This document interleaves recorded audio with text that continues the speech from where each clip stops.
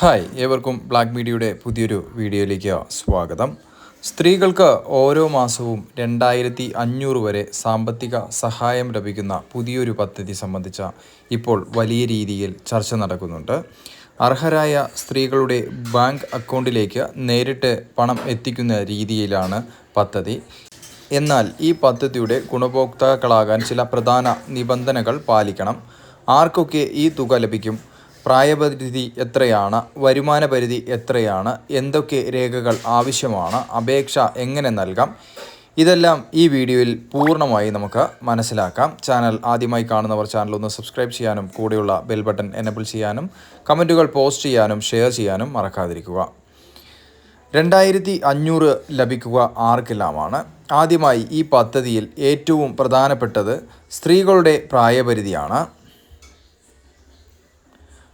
അർഹതയുള്ള വിഭാഗത്തിൽ സാധാരണയായി 21 വയസ്സ് മുതൽ 60 വയസ്സ് വരെയുള്ള സ്ത്രീകളെയാണ് ഉൾപ്പെടുത്തുന്നത്. അതുപോലെ തന്നെ കുടുംബത്തിൽ സാമ്പത്തിക സ്ഥിതിയും പരിഗണിക്കുന്നുണ്ട്.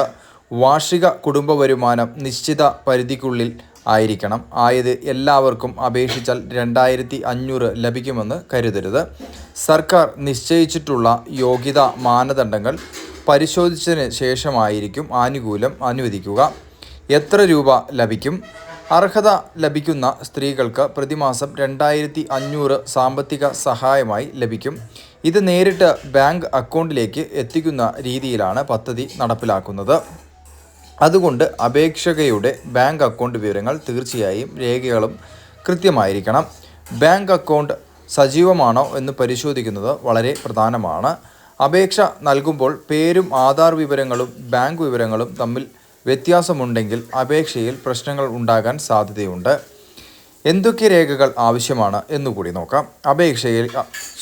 അപേക്ഷിക്കുന്ന സമയത്ത് സാധാരണയായി ആവശ്യമായി വരാവുന്ന പ്രധാന രേഖകൾ ഇവയെല്ലാമാണ്: ആധാർ കാർഡ്, വരുമാന സർട്ടിഫിക്കറ്റ് അല്ലെങ്കിൽ വരുമാനം തെളിയിക്കുന്ന രേഖ, ബാങ്ക് അക്കൗണ്ട് വിവരങ്ങൾ, താമസരേഖ, പ്രായം തെളിയിക്കുന്ന രേഖ തുടങ്ങിയവയാണ്.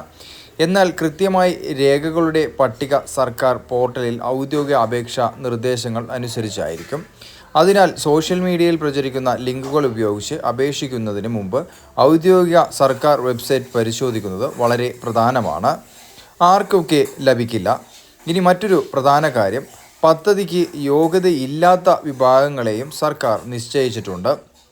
വരുമാന പരിധി കൂടുതലുള്ളവർ, നിശ്ചിത താമസ വ്യവസ്ഥ പാലിക്കാത്തവർ, സർക്കാർ നിശ്ചയിച്ച മറ്റ് ഒഴിവാക്കൽ മാനദണ്ഡങ്ങളിൽ പെടുന്നവർ എന്നിവർക്ക് ആനുകൂല്യം ലഭിക്കണമെന്നില്ല. അതുകൊണ്ട് സ്ത്രീകൾക്ക് എല്ലാവർക്കും 2500 എന്ന രീതിയിൽ പ്രചരിക്കുന്ന വിവരങ്ങൾ പൂർണ്ണമായി വിശ്വസിക്കരുത്. നിങ്ങളുടെ പ്രായം, വരുമാനം, താമസം, മറ്റ് യോഗ്യതകൾ എന്നിവ പരിശോധിച്ച ശേഷമാണ് അർഹത തീരുമാനിക്കുന്നത്.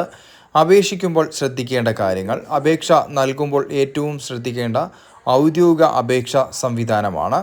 OTP, ബാങ്ക് വിവരങ്ങൾ, ആധാർ വിവരങ്ങൾ എന്നിവ മറ്റുള്ളവർക്ക് കൈമാറരുത്. പണം അടച്ചാൽ മാത്രമേ അപേക്ഷ അംഗീകരിക്കൂ, വാട്സപ്പ് വഴി അപേക്ഷിക്കണം, അല്ലെങ്കിൽ ഏജന്റിന് പണം നൽകണം എന്നൊക്കെയുള്ള സന്ദേശങ്ങൾ ലഭിച്ചാൽ പ്രത്യേകം ശ്രദ്ധിക്കുക. സർക്കാർ പദ്ധതികളുടെ പേരിൽ തട്ടിപ്പുകൾ ഉണ്ടാകാൻ സാധ്യതയുള്ളതിനാൽ ഔദ്യോഗിക സർക്കാർ അറിയിപ്പുകൾ മാത്രം പരിശോധിക്കുക. ഇനി ഈ വീഡിയോയുടെ ഏറ്റവും പ്രധാനപ്പെട്ട കാര്യം, ഇവിടെ പറഞ്ഞിട്ടിരിക്കുന്ന 2500 പ്രതിമാസ സഹായ പദ്ധതി കേരള സർക്കാരിൻ്റെ പദ്ധതിയല്ല. ഇത് ഡൽഹി സർക്കാരിൻ്റെ ലക്ഷ്മി യോജന പദ്ധതിയാണ്. ഡൽഹിയിൽ അർഹരായ സ്ത്രീകൾക്ക് പ്രതിമാസം 2500 സാമ്പത്തിക സഹായം നൽകുന്നതിനാണ് പദ്ധതി പ്രഖ്യാപിച്ചിരിക്കുന്നത്. 21 മുതൽ 60 വയസ്സ് വരെയുള്ള അർഹരായ സ്ത്രീകൾക്കും നിശ്ചിത വരുമാന പരിധി പാലിക്കുന്നവർക്കുമാണ് പ്രധാനമായും യോഗ്യത. അതിനാൽ കേരളത്തിൽ താമസിക്കുന്ന സ്ത്രീകൾക്ക് ഈ പദ്ധതി ലഭിക്കുമെന്ന് കരുതി അപേക്ഷിക്കരുത്. പദ്ധതിയുടെ അപേക്ഷാ തീയതി, ഔദ്യോഗിക പോർട്ടൽ, പുതിയ സർക്കാർ അറിയിപ്പുകൾ എന്നിവ മാറുന്നുണ്ടോ എന്ന് പരിശോധിച്ച ശേഷം മാത്രമേ അപേക്ഷ നൽകാവൂ. ഇത് കേരള സർക്കാർ സ്ത്രീ സുരക്ഷാ പദ്ധതിക്ക് പകരമായി കേരളത്തിലേക്ക് കൊണ്ടുവരും എന്നുമുള്ള ചർച്ചകൾ നടക്കുന്നുണ്ട്. ആയതിനാൽ ഇതിനെക്കുറിച്ചുള്ള അടുത്ത അറിവുകളും അപ്ഡേറ്റുകളും വരുന്ന മുറയ്ക്ക് ചാനലിൽ വീഡിയോ അപ്ലോഡ് ചെയ്യുന്നതായിരിക്കും. ചാനൽ കാണുന്ന എല്ലാവരും ചാനലൊന്ന് സബ്സ്ക്രൈബ് ചെയ്യാനും കൂടെയുള്ള ബെൽ ബട്ടൺ എനേബിൾ ചെയ്യാനും സപ്പോർട്ട് ചെയ്യാനും മറക്കാതിരിക്കുക. താങ്ക്